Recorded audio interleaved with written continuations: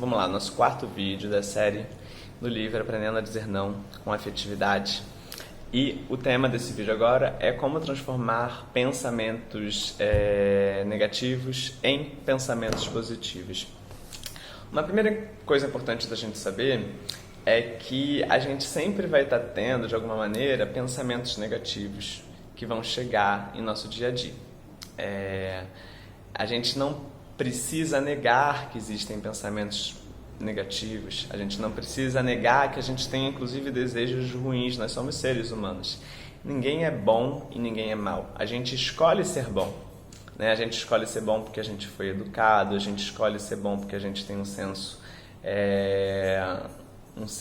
de ética, a gente tem um senso de moral que a gente vai construindo ao longo da vida, de forma que a gente possa viver e conviver harmoniosamente com as outras pessoas, prezando solidariedade, prezando valores de empatia, prezando valores de bondade. Então a gente escolhe ser bom.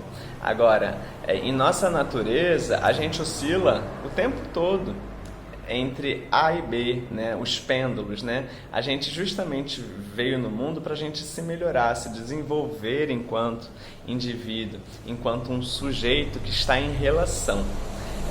Nesse sentido, a gente não precisa negar os conflitos. Os conflitos eles sempre vão existir, da mesma forma que a gente não pode controlar o tempo, né? Porventura, um dia vai fazer sol, outro dia vai chover, pode ser que a gente consiga uma estabilidade maior de sol, e pode ser que em uma semana vai ter muita chuva. Então, a gente não consegue prever, a gente consegue sim prever um pouco da meteorologia, só que a gente tem que lidar com as imprevisibilidades, porque a gente está lidando com a natureza. Da mesma forma, nós, seres humanos, fazemos parte da nossa natureza. E a gente, porventura, vai estar oscilando entre todas essas energias, da mesma forma que a gente vai estar se relacionando também com outras pessoas que também estão em situações variáveis. Nesse sentido, a gente não precisa negar os conflitos. O problema não são os conflitos. O problema, pode ser um problema a maneira como você se relaciona ou não com os conflitos. Então, quando a gente vai amadurecendo a nossa capacidade de inteligência emocional, com todos esses conhecimentos dinâmicos e técnicas que a gente vem trabalhando, inclusive, nesse livro, a gente tem a possibilidade de amadurecer para a gente conseguir se relacionar melhor com todas essas situações. Então, a primeira coisa é a gente aceitar que a gente vai lidar sempre com uma série de adversidades, que eu prefiro chamar de desafios, né? A gente sempre transforma as palavras. Então, ao invés de dificuldades, a gente tem desafios. A gente vai lidar com uma série de variáveis e a gente precisa estar sempre aberto para improvisar, porque a vida é um grande improviso.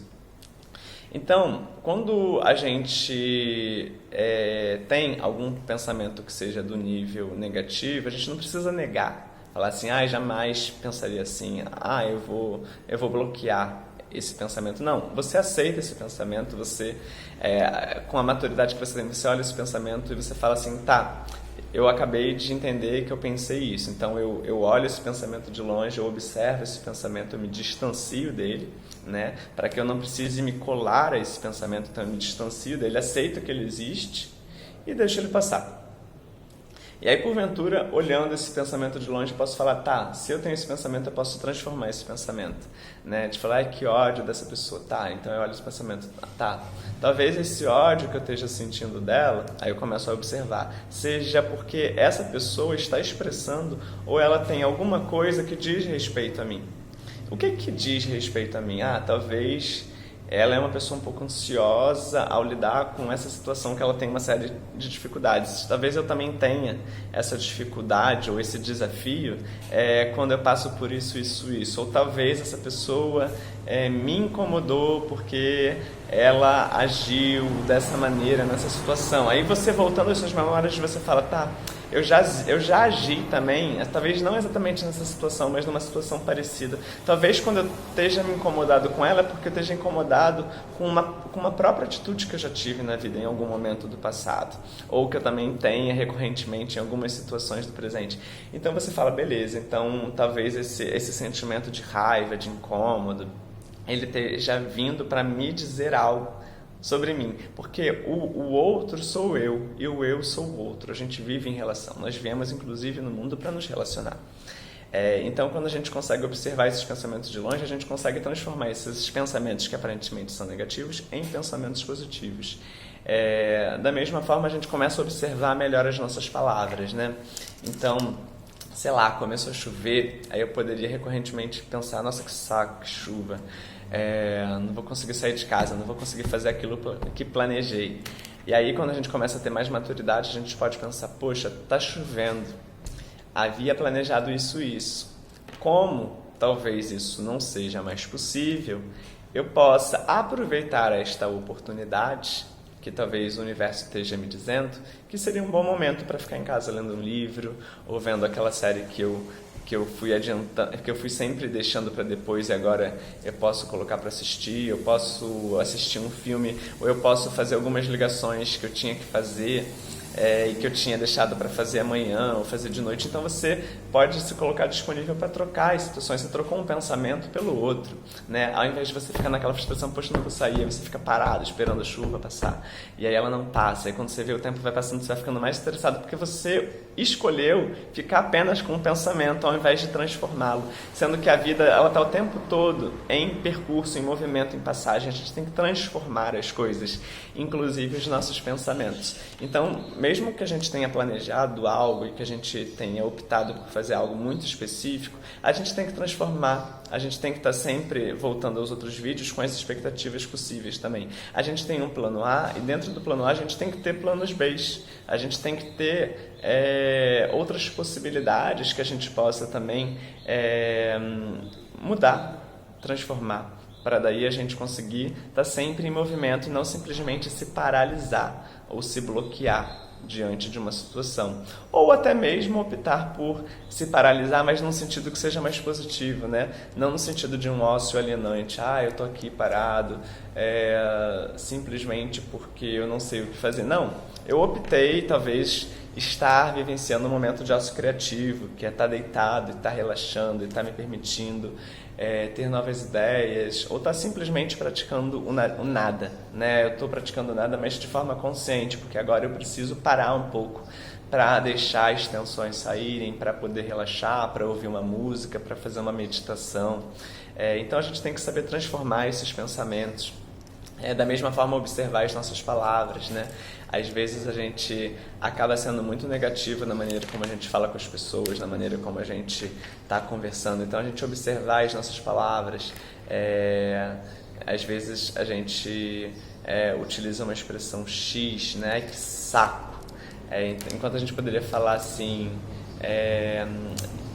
entendi que talvez a coisa não esteja acontecendo exatamente como eu queria.